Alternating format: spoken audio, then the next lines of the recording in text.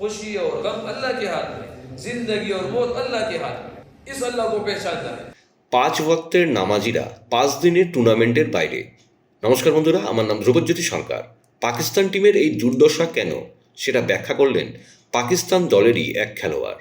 তিনি বললেন কিভাবে কট্টরতার একটা বড় খেলা চলছে পাকিস্তানে, যেখানে বিশ্বের সব দল চেষ্টা করে নিজেদের খেলাকে উন্নত করার, কিভাবে প্রতিদ্বন্দ্বীদের হারানো যায় সেটা নিয়ে পরিকল্পনা করে, কিন্তু পাকিস্তান এসব করে না। পাকিস্তান টিমের আলোচনার বিষয় ক্রিকেট না।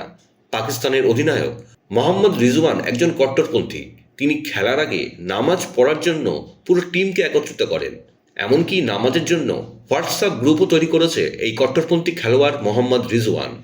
যদিও পাকিস্তান টিমের এই কট্টরতা কোনো নতুন কথা না, এটা সবাই জানে। সব কিছুর মাঝখানে নিজের ধর্মকে আনা এদের স্বভাবগত কাজ। একমাত্র এটাই কারণ যে আজকে এদের এই পরিণতি। সারা বিশ্ব এখন এদের ওপর হাসছে। 5 ওয়াক্তের নামাজিরা 5 দিনের টুর্নামেন্টের বাইরে। যেখানে সেখানে লোক দেখিয়ে নামাজ পড়া এদের একটা হবির মতো হয়ে গেছে। আপনাদের হয়তো মনে আছে, ভারতে এসেও এরকম করেছিল মোহাম্মদ রিজওয়ান। আর শুধুমাত্র এই কারণেই মোহাম্মদ রিজওয়ান আজকে পাকিস্তান টিমের অধিনায়ক। কারণ পাকিস্তান ভালো খেলোয়াড় চায় না, ভালো নামাজি চায়। এবার এদের কাছে অনেক সময় নামাজ পড়ার। যত খুশি নামাজ পড়ো আর আফসোস করো। পাকিস্তানের ওপেনার ব্যাটসম্যান ইমামুল হক গর্ব করেছেন পাকিস্তানের অধিনায়ক মোহাম্মদ রিজওয়ানের ওপর। কারণ ভালো খেলার জন্য না, সবাইকে একসাথে করে নামাজ পড়ানোর জন্য।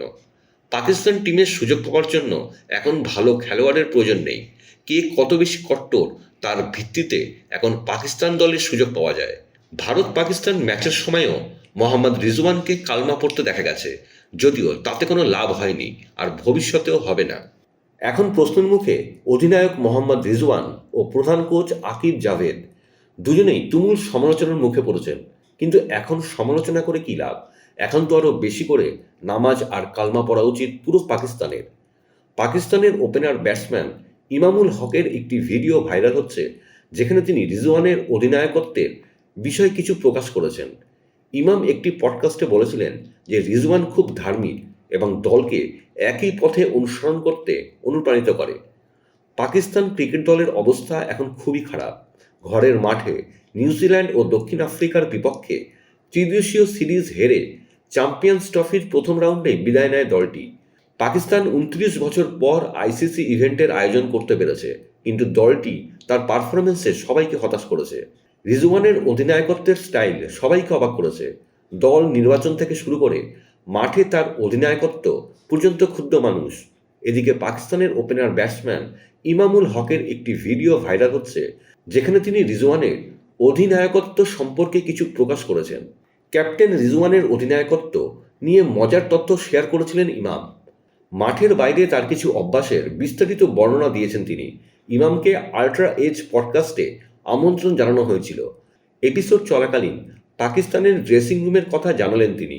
ইমাম রিজওয়ানের দিকে ইঙ্গিত করে বলেন, খেলার আগে রিজওয়ান নামাজের জন্য হোটেল ঘরের ব্যবস্থা করেন, সবাইকে নামাজের জন্য জড়ো করেন, নামাজের জন্য সাদা চাদর বিছিয়ে দেয়, অমুসলিমদের প্রবেশে বাধা দেয়, এমনকি নামাজের জন্য হোয়াটসঅ্যাপ গ্রুপও তৈরি করেছেন তিনি। এই ভিডিওটি এমন এক সময় সোশ্যাল মিডিয়ায় প্রকাশিত হয়েছে যখন চ্যাম্পিয়ন্স ট্রফিতে খারাপ পারফরম্যান্সের পরে পাকিস্তান ক্রিকেট কঠোর সমালোচনার মুখোমুখি হচ্ছে। চ্যাম্পিয়ন্স ট্রফিতে ভারত ও নিউজিল্যান্ডের কাছে হেরে গ্রুপ পর্ব থেকেই বিদায় নেয় তারা। প্রথম 2 ম্যাচে বাজে পারফরম্যান্সের পর বাংলাদেশের বিপক্ষে জয় দিয়ে টুর্নামেন্ট শেষ করতে চায় পাকিস্তান দল। खुशी और गम अल्लाह के हाथ में, जिंदगी और मौत अल्लाह के हाथ में। इस अल्लाह को पहचानना है। और ये अल्लाह पाक फरमाते हैं कि मैंने इस कायनात की तख्लीक की है, एक कायनात में मैंने पैदा फरमाया इसलिए। বন্ধুরা, ভিডিওটি ভালো লাগলে দয়া করে লাইক শেয়ার করে দেবেন। রাজ্য জুড়ে খবরের আপডেটের জন্য আমাদের চ্যানেলটা ফলো করে নিন আর আপনার মতামত কমেন্ট করে অবশ্যই জানান। ধন্যবাদ।